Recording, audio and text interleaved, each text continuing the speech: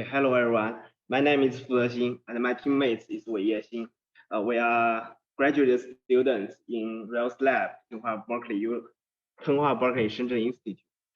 And today our topic is the design of the SoC on PicoRio.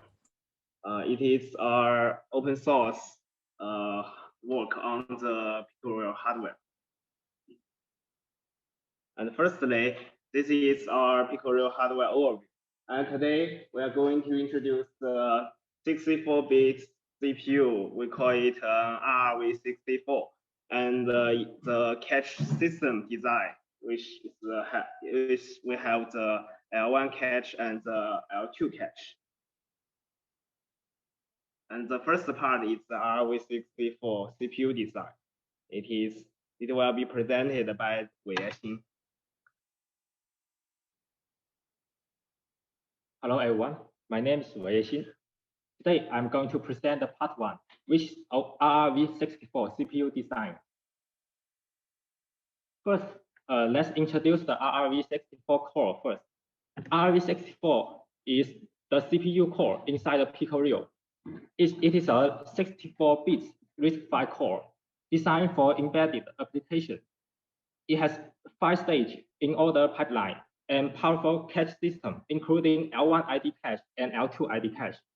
RRV64 supports RRV64 IMAC instruction sets and SV39 virtual address format. So it's capable to run a full-featured operating system like Linux. In addition, we have made some special optimization for some common patterns in embedded applications. On the right side is the block diagram of the RRV64-based SoC. The instruction data, source register data, and the control signals are sent to the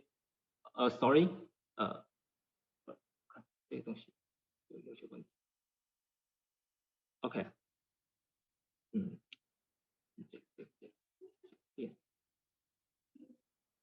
Okay.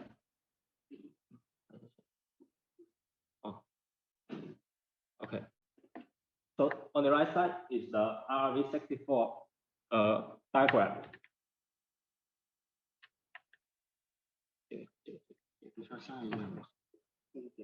Oh, okay. Let's talk about the pipeline in the RRV64.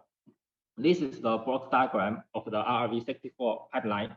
The pipeline consists of 5 stages, which is fetch, decode, execute, and memory access and the write back. In the fetch stage, the instruction data will be fetched from the buffer or cache system. And then the instruction will be sent to the decode stage. In the decode stage, we analyze the instruction data and generate the control signals and read the value of the operands from the register file.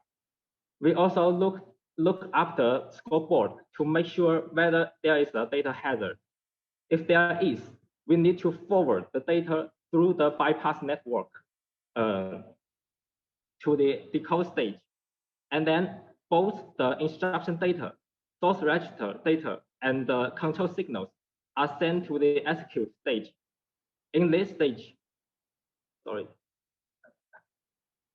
in this stage, we will do the actual population specified by the instruction, and then the instruction data, both the instruction and the result will be sent to the memory access stage. In memory access stage, we perform memory and CSR operation. If there is exception, like illegal instruction or page fault, it will be handled at this stage. Finally, at write back stage, we write the result back to the destination register. We can also see the other important components in the diagram, such as cache and the TLB for virtual memory and the instruction buffer and loop buffer, which will speeding up the instruction fetch. In RRV64, we have done some optimizations for short loop, which is a common thing in embedded applications. In the fetch stage, there is an instruction buffer, which is used to prefetch up to 64 instructions. So if the execution float is sequential, or there is a forward jump whose span is less than 64 instructions, the instruction buffer will hit and return the instruction data within one cycle. Since we have already fetched it before. And then there is also a loop buffer, which is built by associate memory. The loop buffer is used to record the last 32 instructions we have fetched. If we encounter a backward jump whose span is less than 32 instructions, the loop buffer will return the instruction data within one cycle. Okay, right side is the flowchart of RRV64 instruction fetch. The fetch module will send the request to the loop buffer and instruction buffer. The loop buffer, if the loop buffer hits, we can just get the data from the loop buffer. Otherwise, if the instruction buffer hits, we can still get the instruction from the instruction buffer within one cycle. In the worst cases, if two buffers are all missing, we must read the data from the cache, which may cost more cycles. And then we use the Yexin and CoreMark to evaluate the performance of RRV64 and compare it with the two open source RISC-V core. They are E203 and Zero Risky. We can see the RRV64's CoreMark and Yexin results are higher than the other two. In the Yexin test, which has a large number of small loops, RRV64 performed well, indicating that our optimization is effective. Okay, let my teammate Zexin to present the part 2. Okay, I will present the cache system design of the PicoRio. Firstly, let me introduce how cache systems speed up the memory access in modern computer. As we can see on the right graph, the access latency from CPU to register is less than one cycle. However, the latency from CPU to the main memory is more than 100 cycles. There is a huge gap between these two parts of the memory system and will seriously injury or execution of the CPU, especially when we are running an IO-bounded workload. In order to alleviate this problem, more buffers have been inserted into the gap between CPU register and main memory, which called cache. The access from CPU to L1 cache is about one cycle. L2 cache is about 10 times slower than L1 cache, maybe 10 cycles and more, or about it. And in some more aggressive design, level 3 and even more level of cache are added. With caching technique, the gap has been greatly reduced. And let me introduce the cache system of the PicoRio. This figure shows on the right, it's the cache system of the current silicon. It is a multi-core system. For each core, there is a L1 instruction cache, which is it has a 8 kilobyte two-way set associative cache buffer instruction. And all cores share the same level 2 cache. The level 2 cache has 4 banks divided by the last 2 significant bits of the index bits. All level 2 cache banks can be accessed in parallel, so the overall throughput can be 4 times that of a single bank. Each level 2 cache bank has 4 pipeline stages. Different RAM has been read and written in different stages, which help us save more power by cutting down the unnecessary RAM access. To reduce the L2 cache penalty, we use missing status holding register to hold the missing memory transaction, make it to be able to handle the miss under hit and miss under miss situation. And this slide shows the pipeline of the level 2 cache on PicoRio. The pipeline has 4 stages. In the first 3 stages, valid RAM, tag RAM, LRU RAM, dirty RAM, and data RAM are serially checked, which means we don't need to access some of the RAM if the information we have got from the previous stage tell us the control logic not to.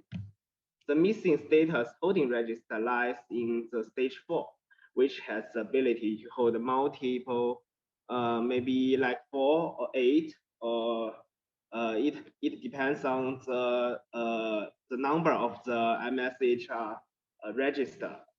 And they has the ability to hold the catch miss request to the next level cache or memory without, and it will not blocking the CPU pipeline.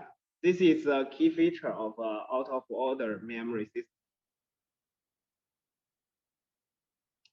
As we have seen in the last slide, the CPU request to L2 level 2 cache has at least 4 cycle latency. That is not fast enough. To hide more memory access latency, single cycle L1 data cache should be added, and I have done it in our FPGA demo. The figure shows on the right is the memory organization of the FPGA demo. We added a 32 kilobyte two-set associative level 1 data cache into the previous design. However, in our demo, the level 1 cache, although the level 1 cache is faster than the level 2 cache, but because each core has its private data cache, so the same line can be same cache line can be held in different level 1 cache at the same time. So it will cause a serious cache coherence problem. To make the private level 1 cache work correctly in multi-core system, an additional cache coherent mechanism should be implemented. So one of our next work is the open source cache coherent system. As a protocol based on bus looping protocol. The bus looping protocol is lightweight and suitable for the scale of our multi-core system.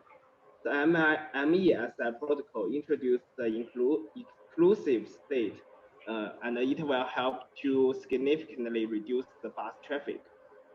We also plan to do some research on different writing protocol policies of the L1 data cache in the coherent system, by comparing their performance, complexity, and power. And another very important part of the cache system design is the formal verification. We plan to use ISA semantic describing tool, CEL. CEL has the ability to automatically generate C function model, zero prover definition, and some concurrent model from the same code base. So we plan to use it to describe the behavior of our cache coherent system, and use it to generate the model generated by CEL to do the formal verification. And the part 3 is our future roadmap. Firstly, we have open sourced the single issue in order pipeline CPU, and it has L1 data cache, single core L1 data cache.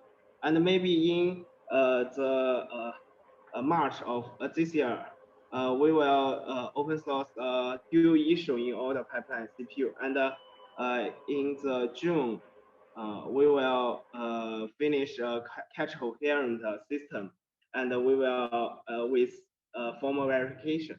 And 1 month later, we will plan to open source dual issue out of order CPU with deeper pipeline. And next part is our FPGA model, a demo.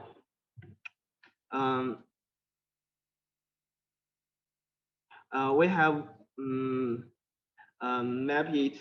We have download the bitstream on the Xilinx ZCU 104 FPGA, and now let me first reset the FPGA, and then I will download a benchmark into the FPGA, and it will run. Oh, sorry. Sorry.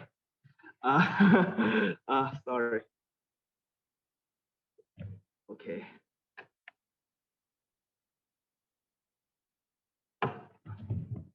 Okay, and I will download the ELF into the core. And now it is doing the RAM zeroing. And after that, it will download the image into the FPGA.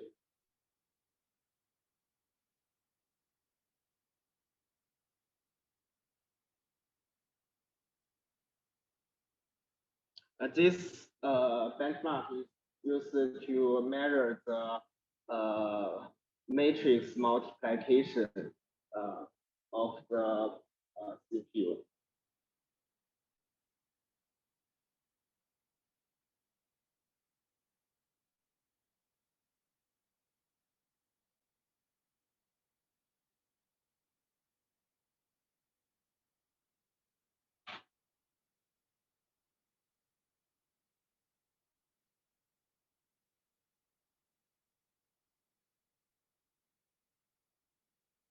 Okay, the benchmark has been executed, and we can see that the performance of the core and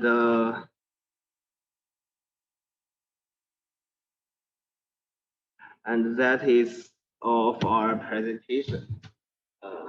Thanks for your listening, and any question or comment? I have a question. For your FPGA demo, I'm curious whether you leverage ARM core inside the FPGA or just implement the hardware, pure hardware. There's ARM core inside those printed series.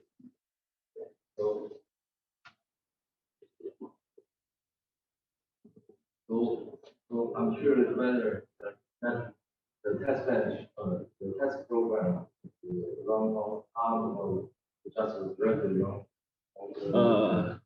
So your question is to prove that it is a RISC-V core, not an ARM core. So there's no influence on ARM. Okay. 我觉得可以。I've done some investigation for those FPGA projects based on this file, and I found I look for a lot of this project and also that utilize the ARM core. So, okay. I think if I can show that the ELF binary runs by the core is RISC-V for ELF, and it will prove ourselves. And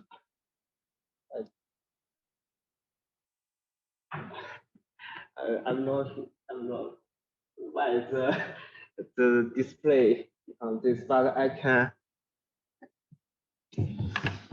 把它变成统一的，把它变成统一的。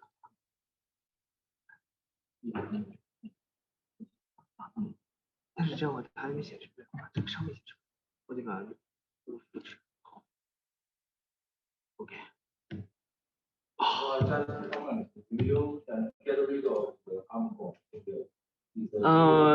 That core is not an ARM core, but I just during the display problem. I think they're putting a stop Yes. It's not a hardcore ARM. Yes. As for the development.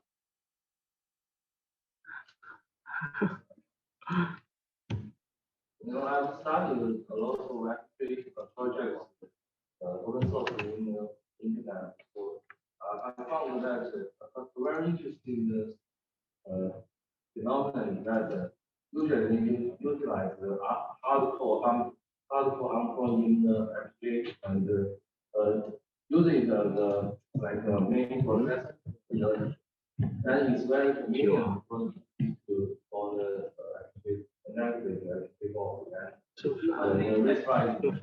I think the goal of having actually here or 是能看出来吗？要或者 dump 一下 ，LDT 可以吗？不可以，是那我用。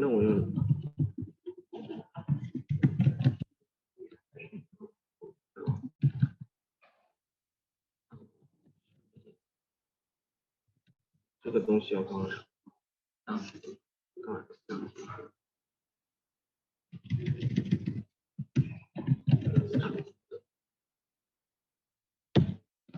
这太多了。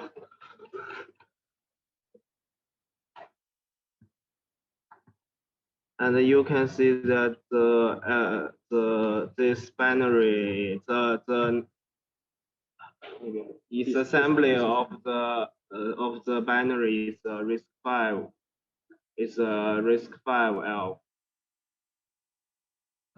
Okay, maybe my fault too. It's not your fault. It's our duty to prove that. Yeah. Oh, I think I didn't present it clearly. I found that in those open source FPGA projects, most of them you use ARM core to download or to drive the RISC-V core. So still it's RISC-V core, but there will be ARM driver outside. So for the PC user, it's more friendly to do this kind of demo. So I'm just curious, a pure RISC-V demonstration or the connection between ARM and the RISC-V. I think most of them are okay, but it's a pure RISC-V project. I think really good. Thank you. What's the format?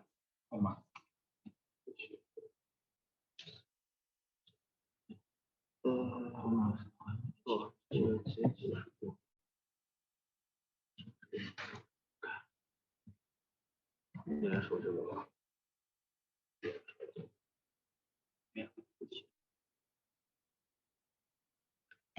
Okay, it's our benchmark result. The format result of the RV64 is 2.35 yes. Can you scale out the call count to get more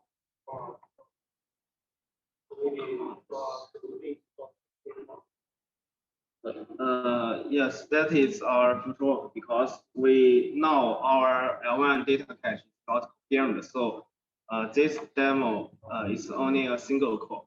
But in our silicon, because in the silicon there is no L1 data cache. It just have a unified L2 data cache. So it has 4 cores.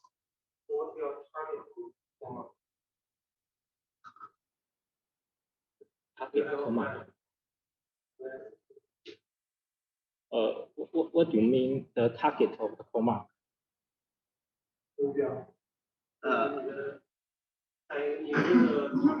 I think our first target is to beat all open source core. And evaluate our design of the pipeline, right?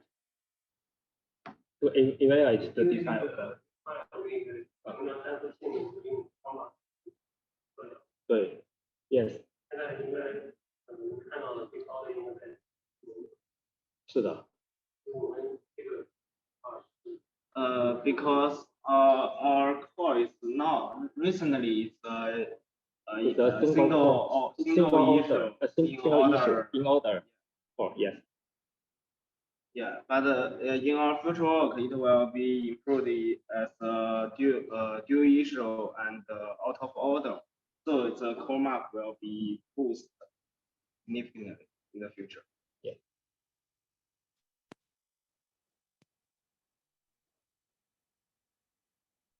Due to the probably the next speaker, you're interested in topic. Okay, thank you for your listening. Thank you.